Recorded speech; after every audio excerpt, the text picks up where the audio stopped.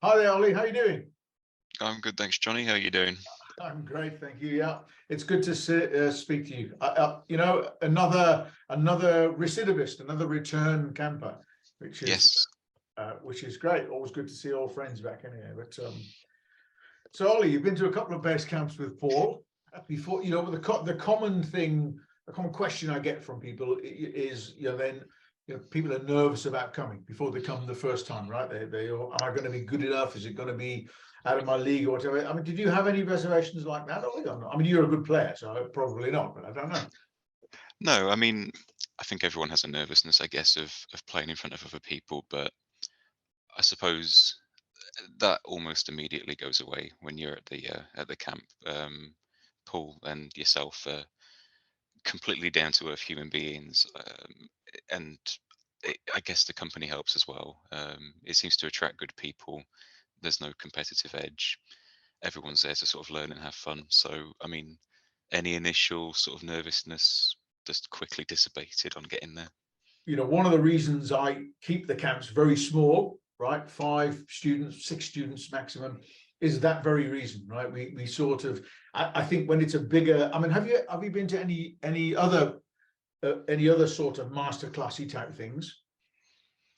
I've not been to anything quite like this one, but I guess in sort of the bigger classes that you go to, you do get that kind of well, too big and you kind of get lost in, I guess, the wave of people that there is, and I don't know, the sizing seems just about right.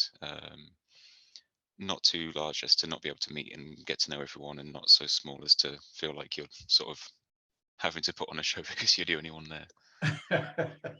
Yeah, it always amazes me how quickly a new group arrives on a Sunday, and it always amazes me how quickly they all bond together, right? And I guess it's sort of common interest, on a number of levels, playing the bass, being fans of Paul's. But actually, Paul's such a lovely guy. You can't. It's really difficult not to like him.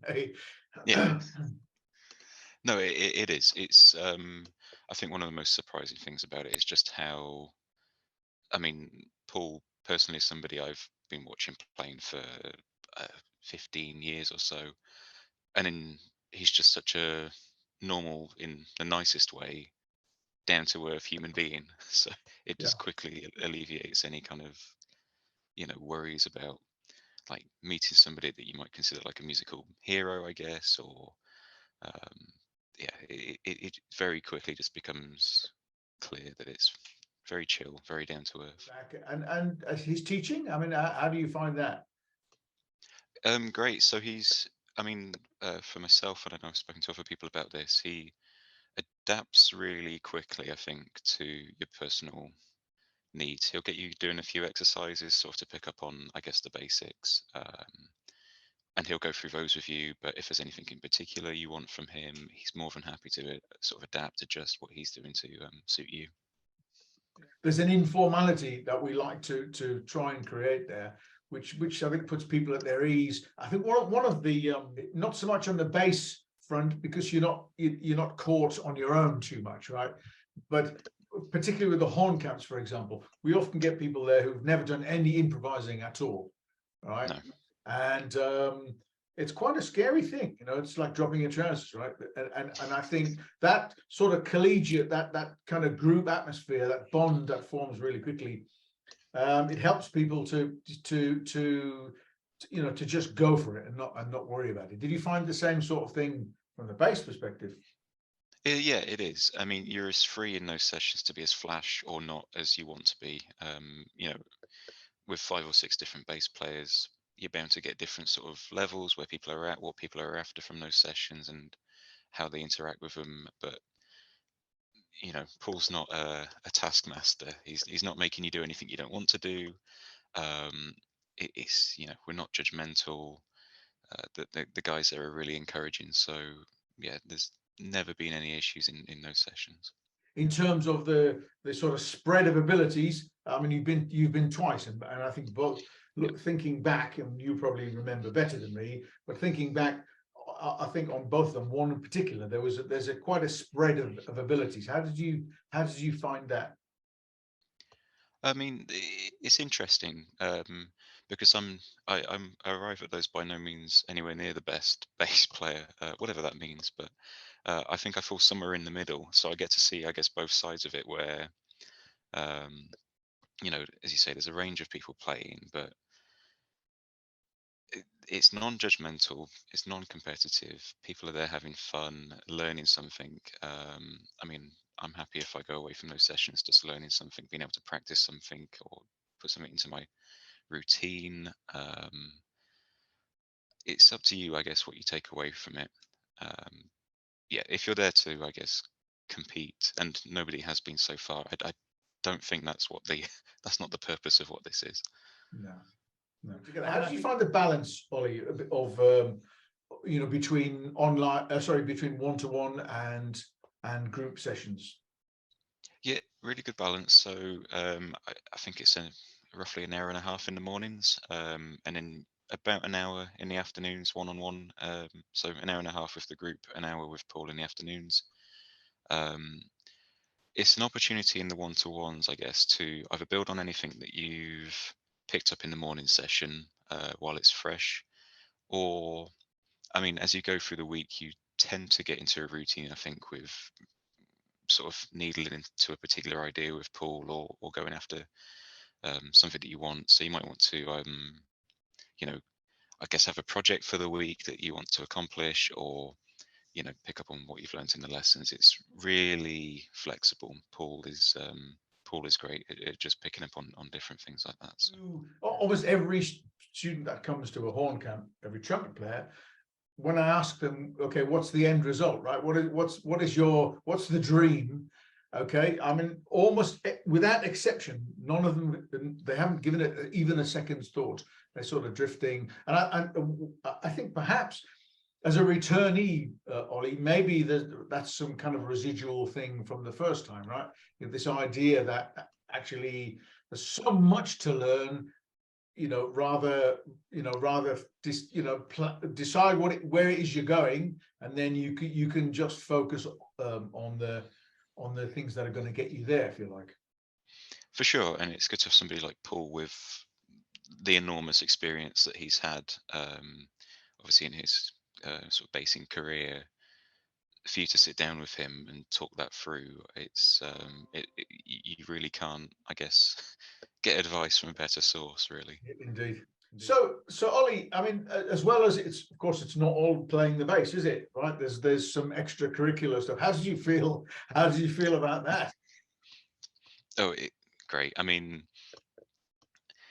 I think with, I mean, I don't know because I've not been to the other camps, but base camp seems to have consistently attracted some good, good people.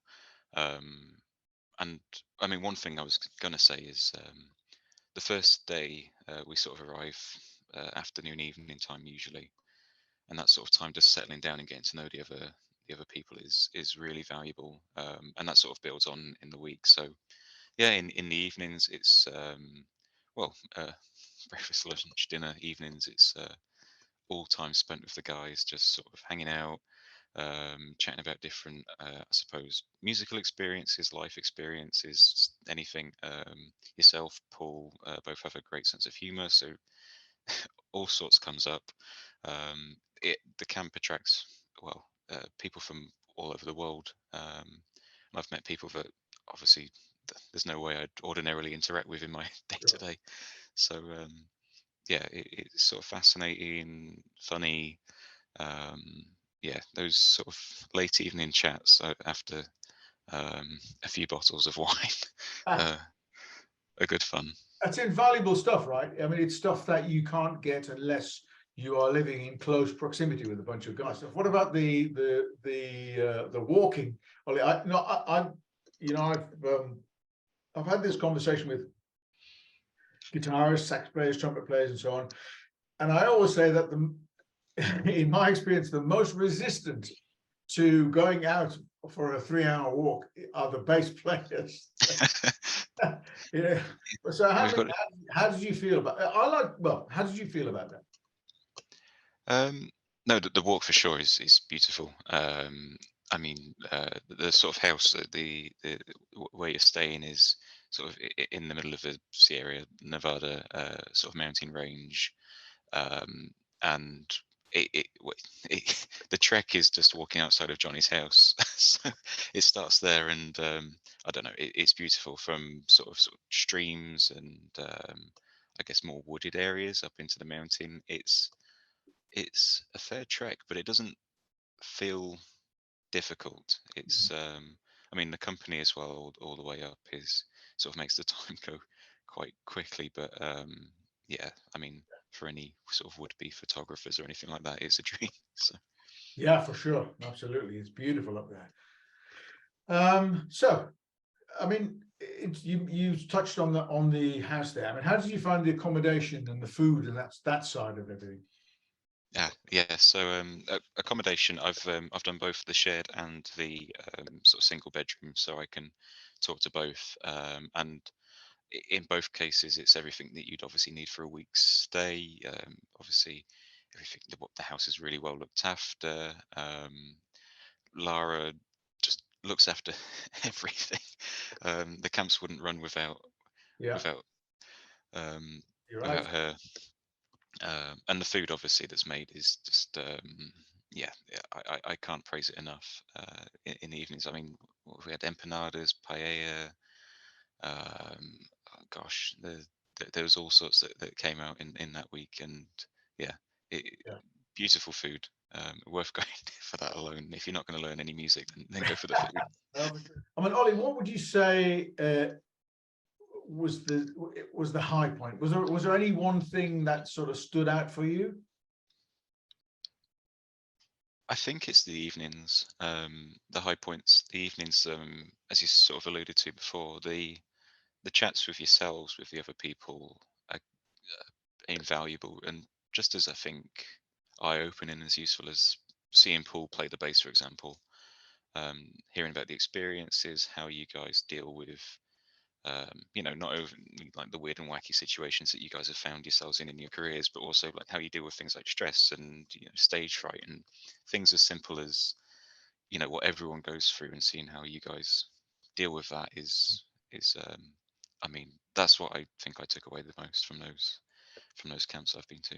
Interesting. Interesting. It's great. Well, listen, Ollie, thank you so much for your time. I really appreciate it. That's hopefully we'll see you again. I hope either at a camp or as we've seen each other outside of the camp. You've been to see Brother Strut, and you came to see the Jamiroquai show we did. So yeah, hopefully I'll see you soon. Yeah, thanks, Johnny. Thank you.